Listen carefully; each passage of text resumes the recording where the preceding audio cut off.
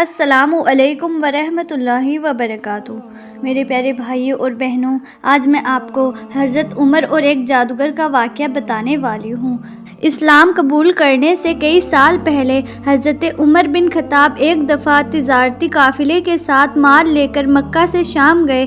قافلے میں قریش کے کئی اور بڑے سردار بھی شامل تھے۔ یہ قافلہ شام کے بڑے شہر دمشق گیا اور وہاں اپنا مال بیچ کر مکہ کے لیے واپس روانہ ہو رہے تھے۔ تھوڑا سا فاصلہ طے کرنے پر حضرت عمر کو یاد آیا کہ ان کی ایک رشتہ دار خاتون نے انہیں کچھ سونا دیا تھا کہ اسے بیچ کر اس کے لیے کچھ کپڑے وغیرہ لیتے آئیں۔ انہوں نے اپنے قافلے کے ساتھیوں سے کہا، فلاں عورت کا کام کرنے واپس دمشق جا رہا ہوں، کوشش کروں گا یہ کام کر کے جلدی واپس آ جاؤں۔ حضرت عمر دمشق واپس چلے گئے تو بازار بند ہو چکے تھے۔ مجبوراً وہ ایک مسافر خانے میں ٹھہرے اور سو گئے۔ تھوڑی دیر بعد اللہ کا ایک بندہ مسافر خانے میں آیا۔ اس نے حضرت عمر کو جگایا اور اپنے ساتھ اپنے گھر لے آیا۔ یہ بات واضح نہیں تھی کہ وہ شخص حضرت عمر کو پہلے سے جانتا تھا یا ان کے والد کے جان پہچان والا تھا۔ انہوں نے حضرت عمر کی بڑی خاطرداری کی۔ کھانا کھا کر تو وہ سو گئے اور ان کا میزبان رات بھر عبادت کرتا رہا۔ صبح کو حضرت عمر بیدار ہوئے تو ان کے میزبان سے کہا، اکیلے بازار مت جانا، بازار میں لٹیرے اکثر مسافروں کو لوٹتے رہتے ہیں، میرے ساتھ چلنا۔ یہ کہہ کر وہ سو گیا کیونکہ وہ پوری رات جاگ رہا تھا۔ حضرت عمر نے اسے جگانا مناسب نہیں سمجھا اور اکیلے ہی بازار چلے گئے۔ ابھی بازار کھلا بھی نہیں تھا، وہ بازار کھلنے کا انتظار کرنے لگے۔ کچھ دیر کے بعد ایک عیسائی پادری اپنے نوکر کے ساتھ آیا اور حضرت عمر کی طرف اشارہ کر کے اپنے نوکر کو حکم دیا کہ اس شخص کو پکڑ لو، یہ گرجے کا کام بہت اچھی طرح سے کر لے گا۔ اس زمانے میں حضرت عمر پہلوان تھے۔ پادری کے نوکر نے ان کو پکڑ لیا اور ایک پرانے گرجے میں لے گئے۔ پادری ان کو ایک ہتھوڑا دیا اور ان کو گرجے کی ایک دیوار توڑنے پر لگا دیا۔ ایسا معلوم ہوتا ہے کہ وہ اس جگہ پر ایک نیا گرجا بنوانا چاہتے تھے۔ حضرت عمر دن بھر کام کرتے رہے، کہیں شام کو جا کر چھٹی ملی۔ وہ تھکے ہارے واپس مسافر خانے میں آ کر بیٹھ گئے۔ پہلے ہی دن والا نیک آدمی پھر آیا اور ان سے پوچھا کہ آپ کدھر چلے گئے تھے؟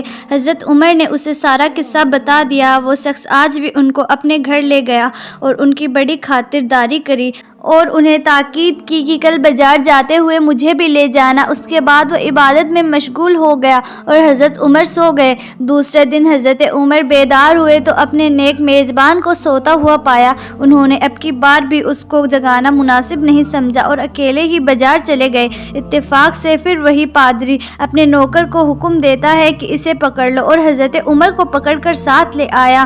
ان کو غصہ تو بہت آیا لیکن کیا کرتے، غیر ملک سے وہ اکیلے تھے اور کوئی ہتھیار بھی ان کے پاس نہیں تھا۔ دوسری طرف پادری کے ساتھ 7-8 نوکر تھے اور وہ سب ہتھیار بند تھے۔ پہلے دن کی طرح ہی حضرت عمر ہتھوڑے کے ساتھ گرجے کی دیوار توڑ رہے تھے۔ جب دھوپ تیز ہوئی تو پادری اور اس کے نوکر انہیں کام میں مشغول دیکھ کر چلے گئے اور حضرت عمر دیوار کے سائے میں دم لینے کے لیے بیٹھ گئے۔ اتنے میں وہ پادری گھوڑے پر سوار چپکے سے آیا اور حضرت عمر کے سر پہ مار لگائی اور کہا کہ ہم سب گھر گئے تو تم نے کام ہی چھوڑ دیا۔ اب حضرت عمر کو صبر کی تب نہیں آ رہی تھی، ہر طرف سناٹا تھا۔ انہوں نے پادری کو گھوڑے سے کھینچ کر نیچے کر لیا اور اس کے سر پر ہتھوڑا مارنا شروع کر دیا۔ وہ بہت چیخ چلایا لیکن اس کی مدد کے لیے کوئی نہیں پہنچا۔ حضرت عمر نے ٹوٹی ہوئی دیوار کا ایک بھاری ٹکڑا اٹھا کر اس کے سر پہ دے مارا۔ پہلے ہی وہ زخمی تھا، اب اس نے دم دے دیا۔ اس کو مرتے دیکھ کر حضرت عمر تیزی سے بھاگ کھڑے ہوئے اور جس راستے سے دمشق آئے تھے وہ راستہ چھوڑ کر ایک دوسرے راستے پر چل پڑے۔ شہر سے کافی دور انہیں ایک خچر پر سوار رومی ملا جو روم سے تعلق رکھتا تھا۔ وہ ان کے ساتھ چلنے لگا، وہ کچھ باتیں کرنے لگا لیکن حضرت عمر ان کے جواب سمجھتے تھے اور نہ وہ ان کی زبان سمجھتا تھا۔ اس نے خیانت اپنی تلوار پر ہاتھ ڈالا۔ حضرت عمر سمجھ گئے کہ وہ ان پر وار کرنا چاہتا ہے۔ انہوں نے فوراً ہی خچر سے اسے کھینچ لیا اور اسے تلوار چھین کر ایک ہی وار میں اس کا کام تمام کر دیا۔ پھر آپ خچر پر سوار ہو کر آگے چلے۔ اس کے بعد کیا ہوا سارا احوال خود حضرت عمر نے اس طرح بیان کیا ہے کہ اس جگہ روانہ ہو کر میں ایک گرجے پہنچا۔ یہاں عیسائیوں کی ایک جماعت رہتی تھی۔ میں گرجے کے اندر داخل ہوا تو گرجے میں رہنے والے سب لوگ میرے ارد گرد جمع ہو گئے اور مجھ سے میرے حالت کے بارے میں پوچھنے لگے۔ پھر وہ اپنی پادری کے پاس مجھے لے گئے۔ پادری مجھے نہایت اور غور سے دیکھنے لگا اور اس کے بعد کہنے لگا کہ ایسا معلوم ہوتا ہے کہ تمہیں کس چیز کا خوف ہے۔ میں نے کہا کہ تم نے کیسے اندازہ لگا لیا کہ مجھے کسی چیز کا خوف ہے؟ اس نے میرے سوال کو ٹال دیا اور کہا کہ اب جب چاہیں یہاں ٹھہرے، آپ کو یہاں کسی قسم کا کوئی خطرہ نہیں، آپ ہماری حفاظت میں ہیں۔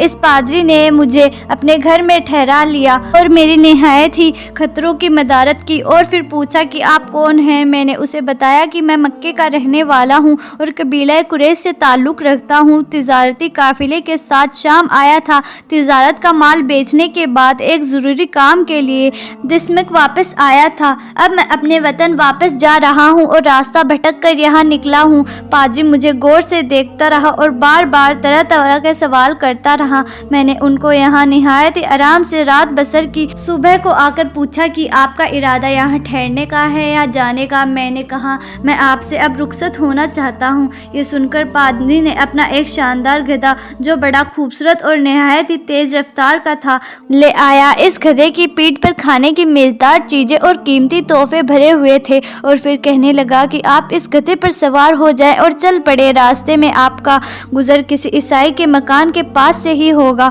تو وہ آپ کو اس گھوڑے پر سوار دیکھ کر آپ کی بہت تعظیم کرے گا اور آپ کی بہت خاطرداری کرے گا اور حالانکہ خاطرداری میں کوئی کمی نہیں چھوڑے گا۔ یہ کہہ کر پادری نے میرا ہاتھ پکڑا اور تنہائی میں لے جا کر کہنے لگا کہ اے عمر، آپ پر میرا حق واجب ہو گیا ہے۔ میں نے کہا بے شک۔ ان سے کہا آپ کا تعلق ایک معزز قوم سے ہے، میرا آپ کے ایک غرض ہے اور میں نے کہا کہ آپ بیان کر دیں، لیکن حیرت کی بات ہے کہ آپ جیسا بڑا آدمی مجھے جیسے پریشانی حال مسافر میں کوئی غرض کیسے رکھ سکتا ہے؟ اس نے بڑے یقین بھرے لہجے میں کہا کہ سنو، میں ایک ایسا آدمی ہوں جسے اللہ نے آسمانی کتابوں کا علم عطا کیا ہے۔ میں نے آپ کی ذات میں بہت سی ایسی نشانیاں دیکھی ہیں جو یہ ظاہر کرتی ہیں کہ جب ایک مقرر مدت پوری ہو جاتی ہے تو حالات میں زبردست تبدیلی آ جائے گی۔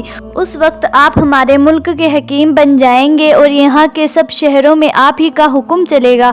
اس کے بعد پادری نے اپنی جیب میں سے دوات، قلم اور کاغذ نکال کر کہا کہ میری غرض یہ ہے کہ آپ اس کاغذ پر لکھ دیں کہ اس گرجے اور اس کی جائیداد پر بھی کسی قسم کا کوئی محسوس لاگو نہیں کیا جائے گا۔ میں نے حیران ہو کر پادری سے کہا آپ مجھ سے مذاق تو نہیں کر رہے؟ اس نے کہا کہ قسم ہے اس ذات کی جس نے عیسیٰ علیہ السلام پر انجیل نازل فرمائی، میں جو کچھ کہہ رہا ہوں وہ بالکل سچ ہے۔ آپ مہربانی کریں اور میری درخواست قبول فرمائیں۔ میں نے پادری کی باتوں کو اس کا وہم سمجھا اور جیسے ہی میں نے اسے کہا میں نے اسی طرح کاغذ پہ اسے لکھ دیا۔ اس کے بعد گدھے پر سوار ہو کر چل پڑا۔ راستے میں مجھے کئی جگہ پر عیسائیوں کی جماعتیں ملی۔ انہوں نے مجھے ایک پادری کے گدھے پر سوار دیکھ کر میری بڑی خاطرداری کری۔ میں اس طرح جگہ جگہ عیسائیوں کا مہمان بنتا تبوک تک پہنچ گیا۔ اللہ کی شان، جس تجارتی قافلے کے ساتھ میں گیا تھا وہ کافی دیر میرا انتظار کرنے کے بعد اس جگہ سے چل پڑے تھے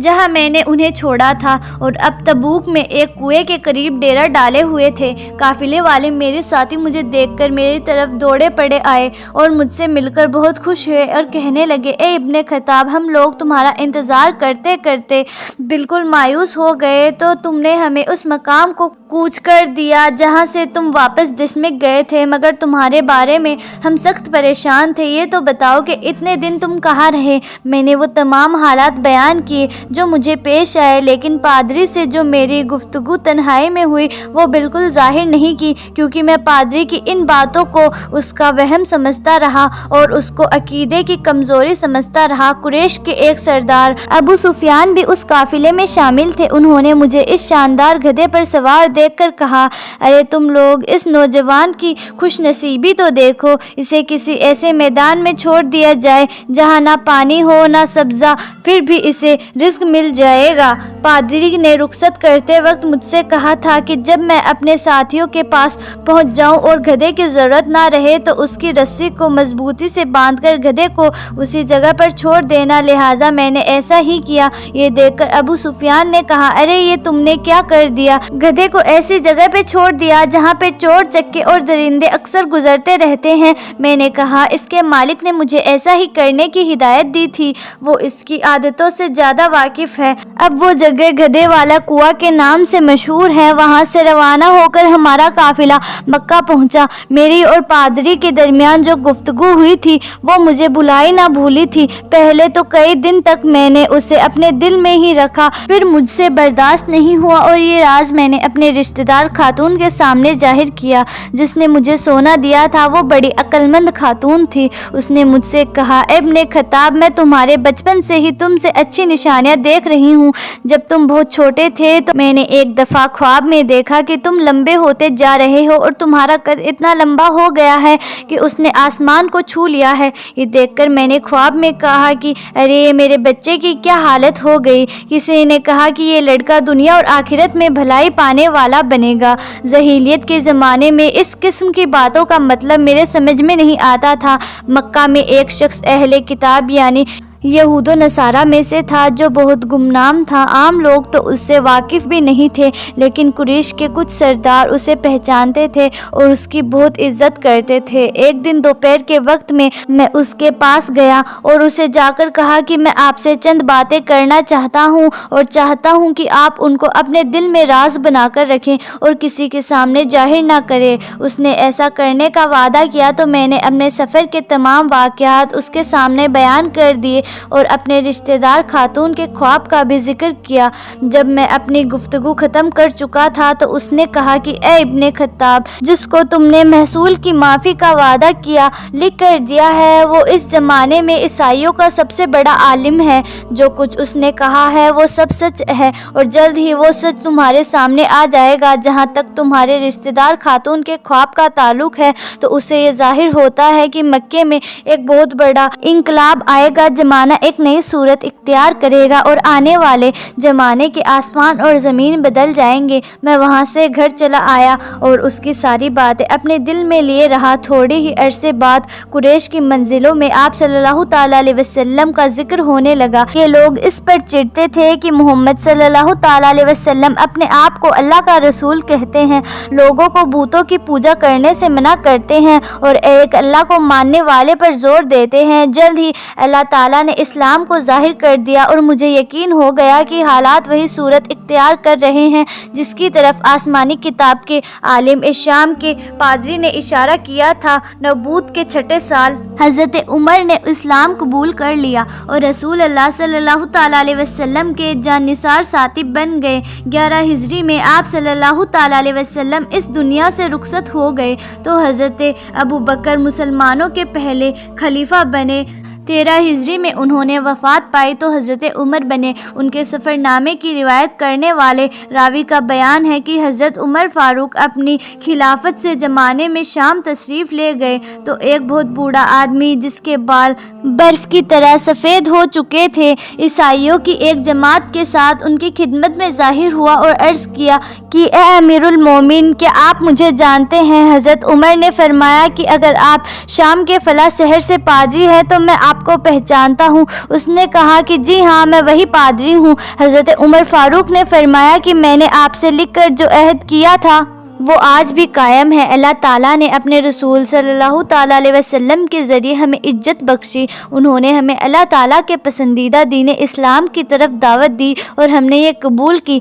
آپ ہی نے مجھ سے یہ آگاہ کیا تھا، اب آپ کو کون سی چیز اسلام قبول کرنے سے روکتی ہے؟ بوڑھے پادری نے حضرت عمر کی یہ باتیں سن کر اسی وقت اپنے ساتھیوں سمیت کلمہ پڑھ کر اسلام کی دولت حاصل کر لی۔ حضرت عمر کو جادوگر سے بہت نفرت تھی۔ انہیں جہاں کہیں بھی پتہ چلتا کہ وہاں کوئی جادوگر ہے تو حضرت عمر انہیں قتل کرنے کا حکم دیتے تھے۔ حضرت عمر کے دور میں ایک شخص تھا جو لوگوں کو بتا دیا کرتا تھا کہ تمہارے ہاتھ میں کتنے کنکریاں ہیں۔ وہ یہ ظاہر کرتا تھا کہ مجھے غیب کا علم ہے۔ ایک دفعہ حضرت عمر نے اس جادوگر کو بلایا اور اپنے سامنے بٹھا لیا۔ پھر آپ نے اپنا ہاتھ پیچھے کیا اور اپنے ہاتھ میں کچھ کنکریاں اٹھا لی۔ پھر جادوگر سے کہا چل بتا میرے ہاتھ میں کیا ہے؟ جادوگر نے کہا کہ آپ کے ہاتھ میں کنکریاں ہیں۔ پھر آپ نے فرمایا بتا کتنی کنکریاں ہیں؟ جادوگر نے کہا 5 کنکریاں ہیں۔ آپ نے پھر اپنا ہاتھ پیچھے کیا اور پھر کچھ کنکریاں اٹھا لی۔ پھر فرمایا بتا میرے ہاتھ میں کیا ہے؟ جادوگر نے کہا آپ کے ہاتھ میں کنکریاں ہیں۔ آپ نے فرمایا بتا کتنی کنکریاں ہیں؟ جادوگر نے کہا مجھے نہیں پتا۔ ساری محفل حیران رہ گئی، آخرکار یہ کیا ماجرا ہے؟ پھر آپ نے فرمایا پہلے جب میں نے کنکریاں اٹھائی تھی تو مجھے بھی پتا تھا کہ میرے ہاتھ میں کتنی کنکریاں ہیں، اس جادوگر نے میرا دماغ پڑھ لیا تھا۔ دوسری بار میں نے کنکریاں اٹھائی تھی تو مجھے نہیں پتا تھا کہ میرے ہاتھ میں کتنی کنکریاں ہیں، کیونکہ شیطان انسان کے جسم میں خون کی شکل میں دوڑتا ہے اور جادوگر شیطان کی پوجا کرتے ہیں، جس سے شیطان ان کو ہر چیز ہر بات بتا دیتا ہے۔ اس محفل میں حضرت عمر لوگوں کو یہ بتانا چاہتے تھے کہ یہ جادوگر اللہ تعالیٰ کو چھوڑ کر شیطان کی پوجا کرتے ہیں اور شیطان انسانی جسم کے اندر خون کی گردش کرتا ہے۔ اسے ہمیں یہ پتہ چلتا ہے کہ جو بات ہمیں پتہ ہوگی وہی ان جادوگروں کو بھی پتہ ہوگی، جو ہمیں نہیں معلوم ہوگا تو ان جادوگروں کو بھی نہیں معلوم ہوگا۔ اللہ تعالیٰ ہم سب کو قلب سلیم عطا فرمائے اور ہر قسم کے جادو ٹونے سے بچا کر قرآن و حدیث پہ چلنے کی توفیق عطا فرمائے، آمین۔ میرے پیارے بھائیوں اور بہنوں، امید کرتی ہوں کہ آپ کو ویڈیو اچھی لگی ہوگی۔ آپ سے گزارش یہی ہے کہ ویڈیو پسند آئی ہے تو ویڈیو کو لائک کریں اور زیادہ سے زیادہ لوگوں تک شیئر کریں تاکہ اور بھی لوگوں کو کچھ جاننے کے لیے مل سکے، اور اگر ہمارے چینل پر نئے ہیں تو ہمارا چینل بھی سبسکرائب کریں۔ جلد ہی ملتے ہیں ایسی ہی نئی ویڈیو کے ساتھ، تب تک کے لیے خدا حافظ۔